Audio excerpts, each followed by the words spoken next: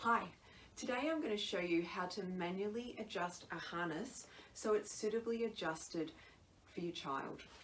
So rearward facing child restraints, the harness strap should sit at the nearest slot to the child's shoulders but not below. Forward facing child restraints, the harness should sit at the nearest slot to the child's shoulders but no lower than 25 mil from the child's shoulders. Now today I'm going to show you how to manually adjust the harness straps on this capsule here.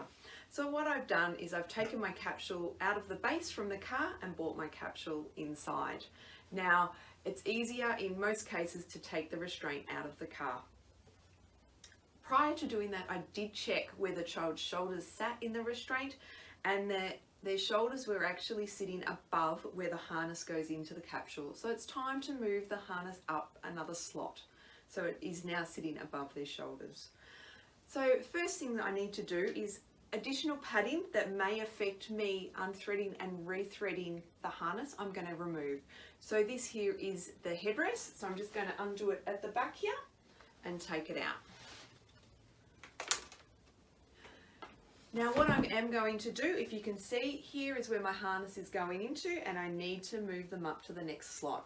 So the first way to do this, and the easiest way to do it, is to loosen off your harness.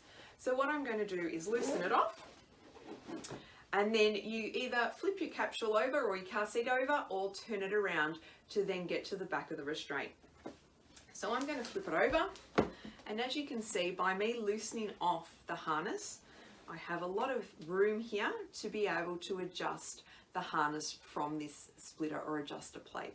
If I show you here on my forward facing restraint, if I turn it around, if I don't loosen the straps, it is quite difficult here for me to be able to change these strap heights. So if I loosen off the harness, you see it gives me a lot more room to be able to really get in and be able to take this harness off. So let's go back to the capsule here. What I'm going to do, it's a step-by-step process, and what we're going to do is do one strap at a time. If we do both straps at the time, we could get confused about where we need to move the harness up to, and then we need to sit the child back into the restraint, and it can take a lot more time. So we're going to do one strap at a time. So what I need to do with my loose harness here is I'm actually going to peel off and pull off that harness strap from the splitter or adjuster plate. And then what I'm going to do is actually pull it to the front of the capsule. Flip it back over again. Now, one thing I've done to make it a bit easier as well is I've left my buckle here done up. So it makes it a lot easier and keeps my harness nice and flat and nice and straight. So what I'm going to do is make sure there's no twist in it here, and I'm going to thread it up to the next slot above to where this original one was. So I'm going to thread it up into that slot,